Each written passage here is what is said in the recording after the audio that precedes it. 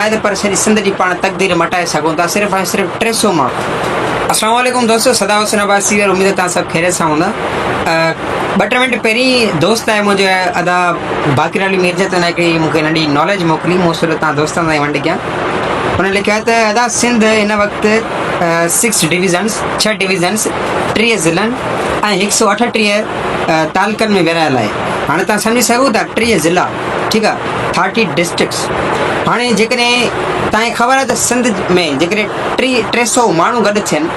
300 माण्हू गॾु थियनि त पर सॼी सिंध जी पाण तकदीर मटाए सघूं था सिर्फ़ु ऐं सिर्फ़ु 300 माण्हू। हिन वक़्तु सिंध जी आदमशुमारी आहे 6 करोड़। जेकॾहिं 6 करोड़ माण्हू छॾे करे सिर्फ़ु ऐं सिर्फ़ु 300 माण्हू, जेकॾहिं हर ज़िले मां 10 माण्हू निकिरी करे ऐं 10 स्कूलनि ते सिर्फ़ु कमु कनि या 10 माण्हू मिली करे पाण में टीम वर्क ठाहे करे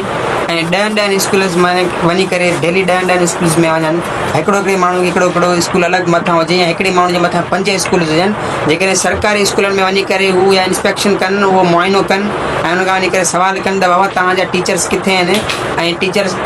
छा पढ़ाइनि था, कहिड़ा टीचर्स तव्हां टाइम ॾियनि था, ॿारु छा थो पियो पढ़े, स्कूल कहिड़नि बुनियादी सहूलियतनि खां महरूम आहे, या स्कूल में कहिड़ियुनि शयुनि जी घुरिज आहे, या शागिर्द खे कहिड़ियुनि शयुनि जी घुरिज आहे, ऐं स्कूल हिन वक़्तु कीअं पियो थो हले। भला उहे उस्ताद जेके सॼो महीनो वेही करे पघार खणनि था, छा उहे स्कूल बि अचनि था, या उस्ताद जेकॾहिं स्कूल अची करे हाज़िरी हलाए हणी करे वापसि त घर नथा हलिया वञनि, या न त डिजिटल हाज़िरी लॻी आहे, छा हाज़िरी हणाए करे वरी पोइ इहा हाज़िरी ॿिए कंहिंजे हवाले त न थी वई आहे, या अहिड़े हिसाब सां इहो असांजो जेको मुस्तक़बिल आहे उहो हिननि टीचर्स जे हथ में खेॾे त कोन पियो। इन्हनि शयुनि खां अलावा ॿियूं केतिरियूं शयूं दफ़ा शागिर्दनि खां वञी करे पाण मुखातिब थींदासीं त शागिर्दनि जा तालीमी मसइला कहिड़ा आहिनि, शागिर्दनि जा इल्मी मसइला कहिड़ा आहिनि, ऐं शागिर्द कहिड़ियुनि शयुनि खे कहिड़ियुनि ॾुखियाईनि खे फील जेको आहे फेस करे रहिया आहिनि, ऐं शागिर्दनि कहिड़ियुनि फैसिलिटीज़ जी ज़रूरत आहे। मिसाली ॻाल्हि आहे त जंहिं क्लास रूम में 30 ॿार विहारा वेंदा आहिनि, असांजे सिंध जे गवर्नमेंट स्कूल्स में उन क्लास रूम में तक़रीबन 100 खां मथे ॿार विहारा वञनि था, ऐं उते न हवा ॾींदड़ पखो आहे, ठीकु आहे, न फिल्टर थींदड़ पाणी आहे। हाणे त तक़रीबन 47-48 सेंटीग्रेड पियो कराची में हले, पर पाण जेके कंबर शहदाद कोट जेको मुंहिंजो ॻोठु आहे, अबाणा ॻोठ ते हींअर 2-3 ॾींहं पहिरीं ॻाल्हायो, पर अॼु सुबुह बि ॻाल्हायो त मूंखे ख़बर पई त 55-56 सेंटीग्रेड ते हले। तव्हां सम्झी सघो था एतिरो हाई ग्रेड गर्मी, उन हाई ग्रेड गर्मी में ॿार हिकिड़े सॼे क्लास रूम में वेही करे ऐं उनजा बोर्ड लॻनि था, ॿारनि जा पघर निकिरनि था, हालांकि असां टैक्स बि पे कयूं था, ऐं उनजे बावजूदि बि शागिर्द सवाल नथो करे सघे, या उनजे बावजूदि बि हितां जो लोकल माण्हू सवाल नथो करे सघे। असांजे सिंधी माण्हुनि जी हिकिड़ी साइकोलॉजी आहे त उहो जेकॾहिं पंहिंजी धीउ जो रिश्तो उते कराईंदो आहे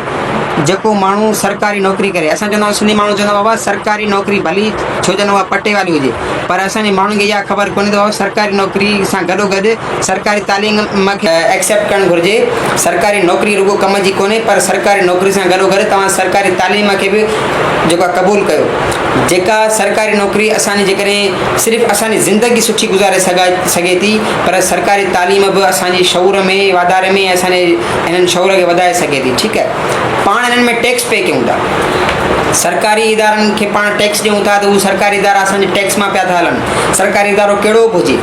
कहिड़ी बि वॾी सतह जो हुजे या कहिड़ी बि नंढी सतह जो सरकारी इदारो हुजे, भले हुन में स्कूल्स अची विया, कॉलेजिस अची वई, यूनिवर्सिटीज़ अची वियूं, UC ऑफिसिस अची वियूं, DIG जी ऑफिस अची वई, हिकिड़ो पुलिस थाणो अची वियो,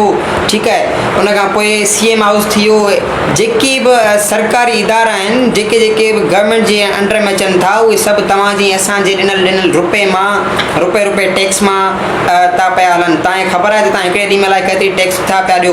अॼु मूं सॼे ॾींहं में पंहिंजी कैलकुलेशन कई त अॼु सॼे ॾींहं में मूं सिर्फ़ु 277 गवर्नमेंट खे टैक्स ॾिनी आहे। त असां पाण सॼे ॾींहं में लाइ केतिरी टैक्स ॾियूं था, तव्हां हिन ॻाल्हि खे सोचो त जनरल पाण सॼे ॾींहं में लाइ केतिरी टैक्स ॾियूं था। उनजे बावजूदि बि पाण सरकारी स्कूल जेके जिन जा मालिक असां पाण आहियूं, सरकारी इदारा जिन जा मालिक असां पाण आहियूं, सरकारी अस्पतालूं जिन जा मालिक असां पाण आहियूं, असां इन्हनि में फैसिलिटीज़ नथा वधायूं, पर उन्हनि खे असां पोइ धिकेल था छॾियूं ऐं उन्हनि जे असां मालिकी नथा कयूं। इहो तव्हांजो ऐं असांजो फ़र्ज़ु आहे त तव्हां सिर्फ़ु ऐं सिर्फ़ु सॼी सिंध में 300 नौजवान तयारु करे, 300 नौजवान निकिरनि सॼी सिंध मां, हर ज़िले में 10 नौजवान हुजनि, ऐं 10 नौजवान जे मथां कम से कम 5 स्कूल हुजनि, ऐं 5 स्कूलनि जी इंस्पेक्शन करे उन खां टीचर्स खां माइनो वठे, सॼो रेशो कढे त अॼु छा पियो थिए स्कूल में, कहिड़ी फैसिलिटीज़ आहे, कहिड़ा किताब केतिरा आया, ॿारनि जी एनरोलमेंट केतिरी आहे ऐं टीचर्स केतिरी पघार पिया था वठनि, टीचर्स जी टाइमिंग छा आहे अचण जी, टीचर्स जी टाइमिंग छा आहे वञण जी, पाणी थधो आहे न आहे, हर शइ ॿारनि जा मसइला ॿुधजनि। वरी ॿारनि खे बि हिन ॻाल्हि ते विल कराइजे त बाबा तव्हांजे जेकॾहिं को बि मसइलो आहे त असां सां राब्तो कयो। वरी इवन की जेके टीचर्स सां बि मसइलो आहे, छो त किथे किथे वॾेरो को निज़ाम आहे त उस्ताद वॾेरनि जे अंडर में लॻो पियो आहे कि मां सॼी हिकिड़ी फुली ॻाल्हि नथो कयां त सॼी सिंध जी तालीम मुकमल तौर सां तबाह आहे, पर ईअं न आहे। कुझु कुझु उस्ताद अहिड़ा बि आहिनि जेके शऊर वारा आहिनि, सो उहे वरी के उस्ताद अहिड़ा आहिनि जेके पंहिंजे हिसे जो कमु करे समाज में सुठी नमूने तालीम फराहम कंदा, पर कुझु उस्ताद अहिड़ा बि आहिनि जेके तालीम ॾियणु चाहींदा पर उनजे हथां जेको आहे वॾेरा उन्हनि जे मथां जेका क़ाबिज़ थी वेठा आहिनि। सो उन्हनि उस्तादनि जी वञी करे हेल्प कयूं ऐं जेके स्कूल असांजा पुराणा बंदि पयल स्कूलनि जेके वॾेरनि जो ओताकूं ऐं जागीरदारूं ऐं वॾेरनि जा जेके वाड़ा पैदा थी विया आहिनि, वाड़नि जी सूरत उन्हनि वरिती आहे त असां हिकिड़ी एप्लीकेशन लिखी करे टाउन ऑफिसर ॾे वञूं या उनखां पोइ टाउन जे मथां जेको एजुकेशन मिनिस्टर आहे या एजुकेशन जेको ऑफिसर आहे उन वटि वञूं ऐं पंहिंजा स्कूल बहाल करायूं। जेतिरो थी सघे पंहिंजी क़ौम खे तालीम ॾियो। बाक़ी नंढा नंढा एनजीओस खोलण सां ऐं बाबा हीअ एनजीओ जेको आहे हिन एनजीओस में पंहिंजा ॿार पढ़ायो, फ्री पढ़ायो ऐं जेका हीअ एनजीओ राशन ॾींदी, हीअ एनजीओ इन सां कमु कोन हलंदो। सॼी सिंध खे पाण मूं 2 महीना 3 महीना पहिरीं रमज़ान में हिकिड़ी वीडियो ठाही त पाण क़ौम खे सिर्फ़ु पेनूं था ठाहियूं, ठीकु आहे। असां क़ौम खे ॾिनो छा आहे, एनजीओ जी सूरत में असां क़ौम खे पिनरायूं पिया। इन जा ज़िम्मेदार तव्हां पाण आहियो, इन जा ज़िम्मेदार असां पाण आहियूं जेके क़ौम खे पिनराइनि था एनजीओ जी सूरत में, ठीकु आहे। अलॻि अलॻि जेके पैसा अचनि था उन जी सूरत में, इन्हनि खे छॾे करे तव्हां जेकॾहिं पंहिंजे सरकारी स्कूलनि जी इंस्पेक्शन कंदो, अची करे तव्हां मालिक थी करे वेही रहंदो शऊरी नमूने सां, सुठे नमूने सां, सुलझणे नमूने सां, क़ानूनी रस्तनि सां उहे स्कूल खोलायो, उन्हनि स्कूलनि जी जेके बुनियादी सहूलियत आहिनि उहे पूरियूं करायो त पढ़ंदी सिंध, वधंदी सिंध। वरी